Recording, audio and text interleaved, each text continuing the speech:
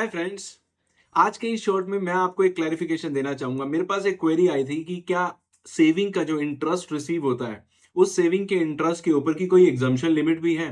अब ये डिपेंड करता है कि आप कौन सा रिजीम फॉलो करते हो, ओल्ड टैक्स रिजीम फॉलो कर रहे हो या फिर न्यू टैक्स रिजीम फॉलो कर रहे हो। अगर आप ओल्ड टैक्स रिजीम फॉलो करते हो और आप एक नॉन सीनियर सिटीजन हैं तो उस केस के अंदर अगर आपको कोई सेविंग अकाउंट पर इंटरेस्ट रिसीव होता है जो कि मोर देन 10,000 है, आपको 10,000 रुपए तक की एग्जाम्पशन आपको मिल जाती है। मैं यूं कह सकता हूं कि 10,000 रुपए तक की डिडक्शन मिल सकती है। सेम वे से अगर आपकी जो इंटरेस्ट इनकम है वो लेस देन 10,000 है तो उस केस के अंदर आपका सारा का सारा interest on saving account exempt रहेगा। अगर आप एक सीनियर सिटीजन हैं तो सीनियर सिटीजन के केस में आपको इंटरेस्ट ऑन सेविंग अकाउंट और इंटरेस्ट ऑन एफडी टोटल मिलाकर अगर वो मोर देन 50,000 है तो एक्सेस अमाउंट के ऊपर आपको जो है टैक्स देना पड़ेगा।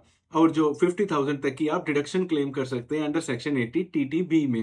इसी तरह से अगर आप न्यू टैक्स रिजीम फॉलो करते हैं जो कि most of the tax payer आज के टाइम में फॉलो कर रहे हैं तो उस केस के अंदर आपको कोई भी एग्जम्पशन नहीं मिलेगी, किसी तरह की किसी भी सेक्शन में डिडक्शन नहीं मिलेगी इंटरेस्ट ऑन सेविंग और एफडी के ऊपर। अगर आप 1 रुपया भी इंटरेस्ट अर्न करते हैं तो उस केस के ऊपर आपको जो है टैक्स पे करना पड़ेगा।